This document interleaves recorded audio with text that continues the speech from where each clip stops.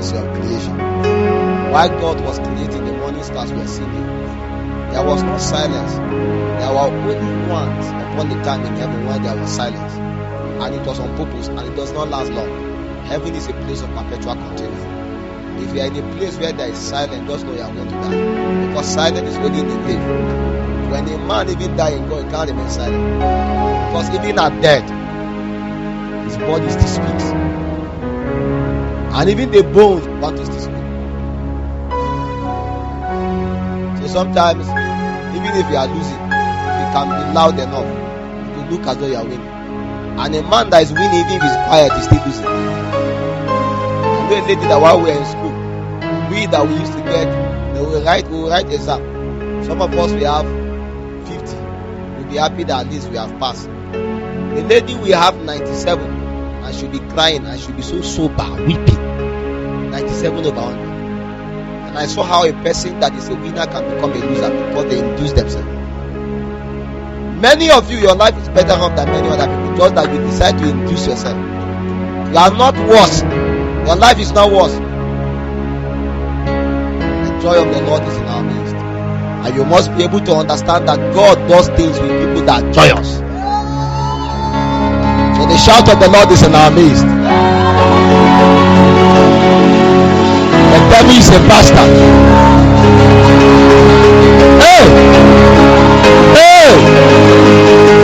Radalena Kapai, Lababella, Tabariata, Salademekaya, Rias Kapata, Lamenaturia Basata, Shababella, Nekiria Toba.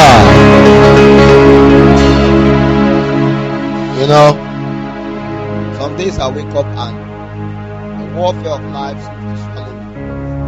There are days you wake up and you feel as if you are not going to reach tomorrow. Sometimes you just need a little bit energy to push you to the tomorrow. The challenges of life were never designed to kill anybody. Never.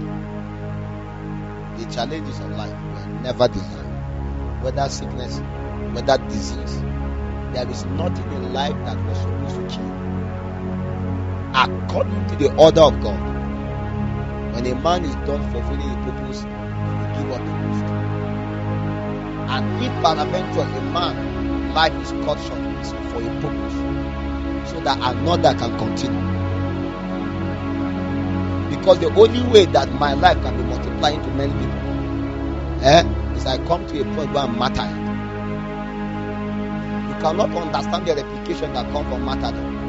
And that is why when God began, it began with martyrdom. So the blood of the martyr became the seal for the advancement of the gospel, because that one cannot be resisted. If I die for you, you have no option but to live for me. And peradventure you kill me, you don't have a life again. You will live my life. And that is why Jesus Christ cannot go through a normal death. And the apostles themselves cannot go through a normal death.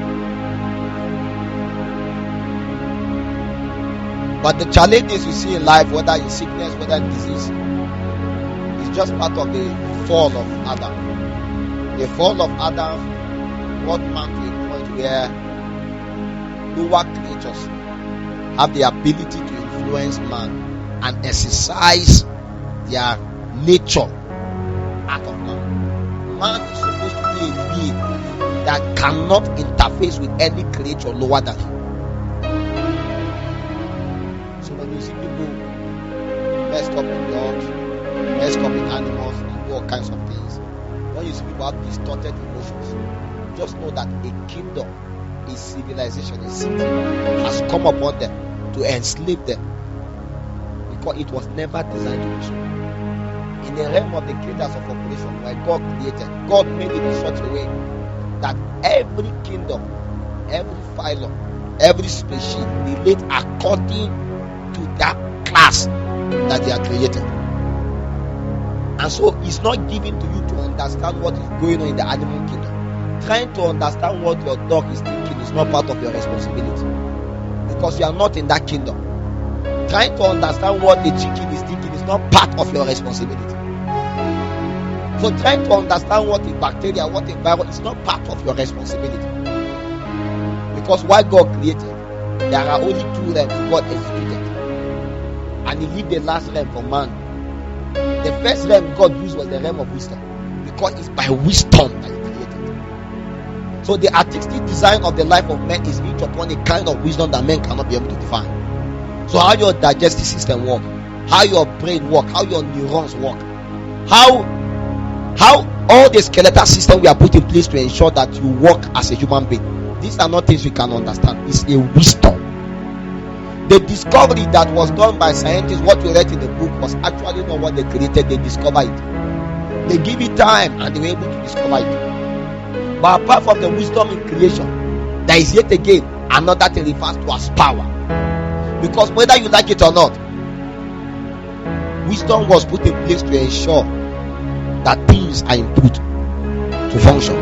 But power is what sustained the operation. So while God created and he ensured that the stars and the moon and all the planetary bodies were all together, that was wisdom. And their movement is not what you can be able to fully discover, although we try to.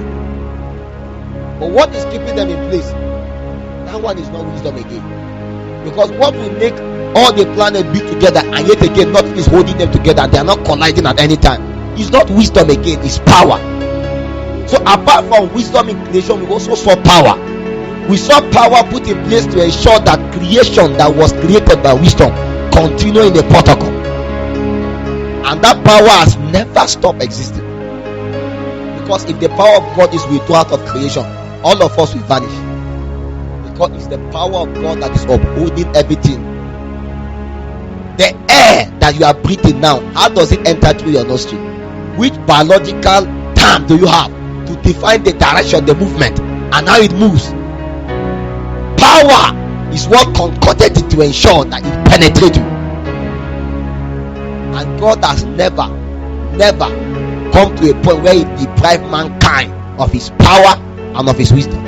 And that is why even carnal people can discover something within the realm of the wisdom of God.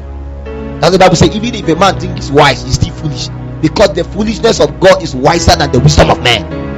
The greatest you can become in the Kedas, it will be given a professor. And it was not because you created it, it's because you discovered something that has been created. So why are you awarded? You should be ashamed.